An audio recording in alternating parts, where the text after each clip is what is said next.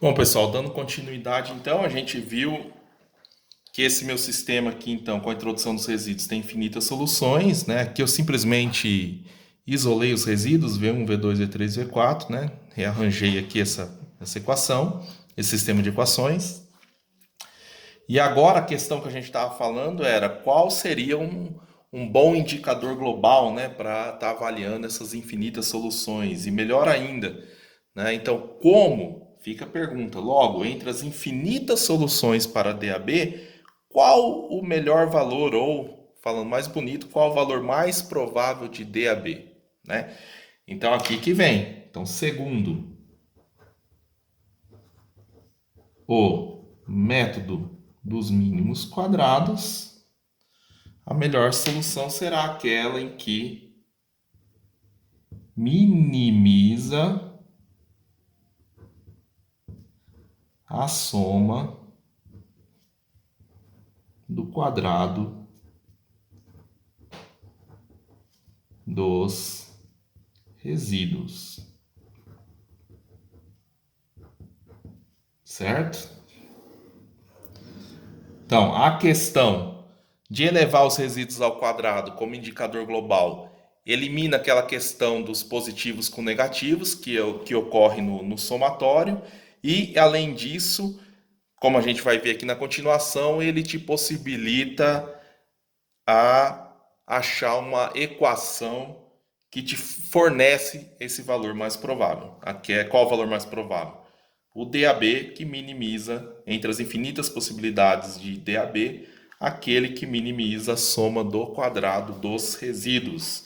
Escrevendo na forma matemática, né? Então, a solução que eu desejo é aquela em que o somatório de igual a 1, no caso temos 4, né? Dos resíduos, né? V1 mais V2 mais V3 mais V4. Então, entre as infinitas soluções, eu quero aquela que me forneça o menor valor, que isso aqui seja o mínimo. Então, entre as infinitas possibilidades, eu quero o DAB que minimiza o somatório do, esqueci do quadrado, o somatório do quadrado dos resíduos. Bom, vamos chamar aqui de DAB chapeuzinho como o valor que eu quero encontrar. Então, o valor mais provável para DAB, certo? Então, o que vem dessa minimização do somatório do quadrado dos resíduos. Aí, pessoal, vamos aqui no passo a passo, vamos parar para pensar o que está acontecendo aqui.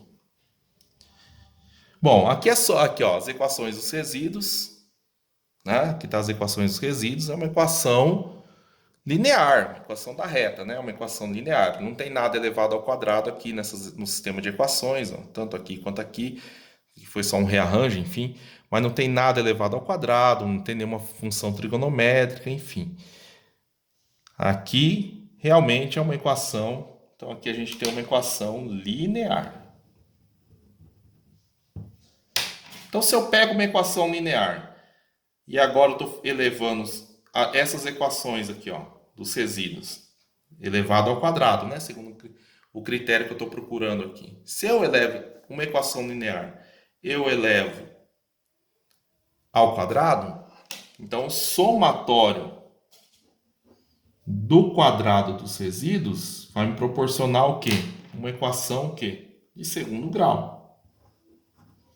Se eu pego uma equação da reta, uma equação linear e elevo ao quadrado, você obtém então uma equação quadrática. Bom, como que é um gráfico de de uma equação quadrática? Vamos montar aqui. Vamos imaginar esse gráfico aqui. Deixa eu tentar desenhar aqui.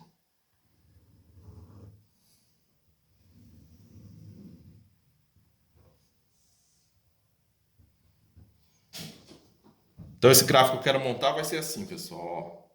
Aqui no eixo X, as infinitas soluções para a variável DAB, a distância de A para B.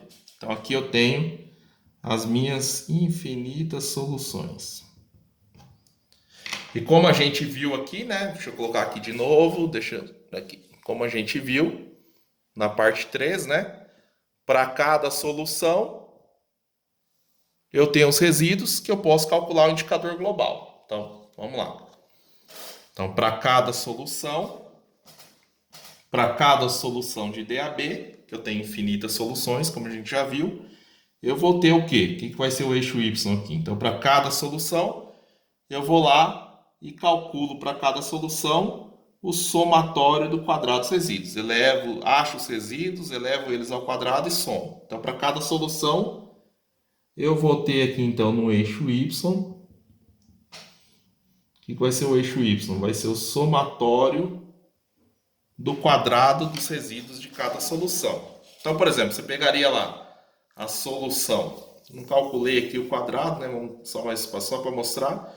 Eu pego lá, a solução do João, 100. Vem aqui, coloca aqui, 100.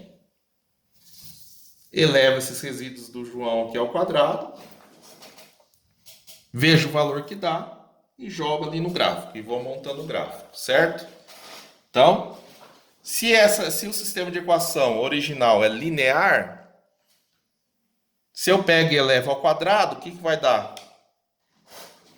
Não preciso ficar fazendo aqui para mostrar o que vai dar. A gente sabe que uma equação quadrática, né, de segundo grau, vai me proporcionar o quê? Uma parábola, certo? Uma parábola. Então, para cada solução, eu vou tendo lá o correspondente, né, do somatório dos resíduos de cada solução, certo? E assim por diante. Por que Gauss e Legendre acharam isso, essa questão de ter virado uma parábola, o somatório do quadrado dos resíduos? Então, me dá uma equação onde o eixo x são as soluções e no eixo y o somatório do quadrado dos resíduos, dá uma parábola. Por que isso é interessante, pessoal? Pelo seguinte, eu não preciso ficar aqui construindo esse gráfico e tentar. Porque o que a gente quer? Aqui, pessoal, eu não quero minimizar o somatório do quadrado dos resíduos, então eu quero saber aqui, ó. Vai me dar um valor aqui, que é o mínimo. O mínimo somatório do quadrado dos resíduos. Nenhuma outra solução vai dar um valor mais baixo do que esse. Então é esse que eu quero segundo o princípio do MMQ. Eu quero esse ponto de mínimo. Ó. Que é justamente quem que é esse cara aqui que eu quero? Que eu estou riscando aqui. Ó. Quem que é esse cara aqui? É o DAB chapéu. Aquele valor que é o valor mais provável para DAB. Que é a solução que eu desejo. E por que isso é interessante? Então, você já tem que ter o conhecimento disso, né? Vocês já sabem que uma parábola tem ponto de mínimo ou ponto de máximo. Por enquanto, acreditem em mim que o somatório do quadrado dos resíduos, nesse caso aqui, né? No caso aqui do MMQ, dá ponto de mínimo, porque poderia ser ao contrário aqui, né? Aí daria ponto de máximo. Depois a gente vê que realmente é ponto de mínimo. Então, mas por que isso é importante? É importante pelo seguinte, pessoal. Gauss e Legendre falou, opa, vamos dar uma olhadinha aqui. Eles foram lá na matemática, abriram a caixa de ferramenta da matemática e viu se tinha alguma coisa lá que podia ajudar. E aí, na época deles, já tinha se desenvolvido algo chamado cálculo. O cálculo diferencial integral. Vocês estudam aí nos cursos de engenharia. O cálculo diferencial integral. Então eles abriram a ferramenta da matemática, sabe que tem alguma coisa que pode me ajudar? Ah, tem o cálculo. E dentro do cálculo tem a derivada. Aí eles pensaram, opa, essa derivada vai me ajudar, né? Por que que a derivada vai me ajudar? Veja bem, pessoal.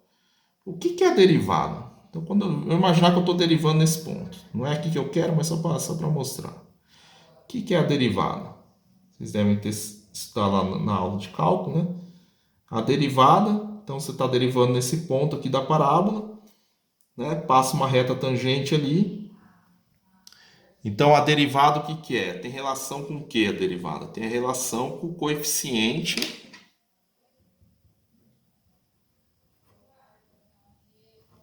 Derivada fornece coeficiente angular da reta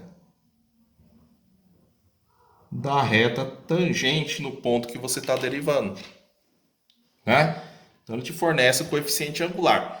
E o coeficiente angular da reta, o coeficiente lá, né, ax mais b, dessa reta tangente no ponto que você está derivando, então ele te dá a derivada te fornece o coeficiente angular. Então a derivada tem relação com o ângulo de inclinação, certo? Pessoal, se eu derivar, não nesse ponto, se eu derivar nesse ponto de mínimo aqui,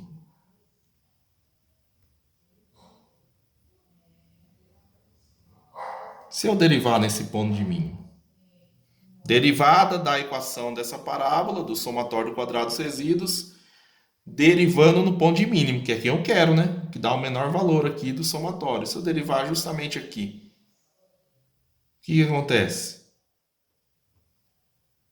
A reta tangente no ponto de mínimo, paralela ao eixo x, o que acontece quando eu derivo no ponto de mínimo? Se a reta tangente, né? Se a derivada tem relação com o coeficiente angular da reta tangente no ponto que você está derivando, se essa reta tangente é paralela ao eixo x, pessoal, eu tenho ângulo de inclinação? Não. O meu coeficiente angular, o que que é? O que que é a derivada no ponto de mínimo? Derivada vai ser o quê? Zero. Pronto. Isso aqui que antes estava um valor mínimo, se eu derivar, eu monto uma equação igual a zero. Eu pego o ponto de mínimo. Certo? Não preciso fazer as infinitas soluções. Basta eu derivar a equação do somatório do quadrado dos resíduos no ponto de mínimo, que minha derivada vai ser zero. Por quê? Eu não tenho coeficiente angular. Minha reta tangente, né? Então a derivada, coeficiente angular da reta tangente, no ponto de mínimo de uma parábola, ela é zero. Montei uma equação. E a gente continua agora para chegar na solução.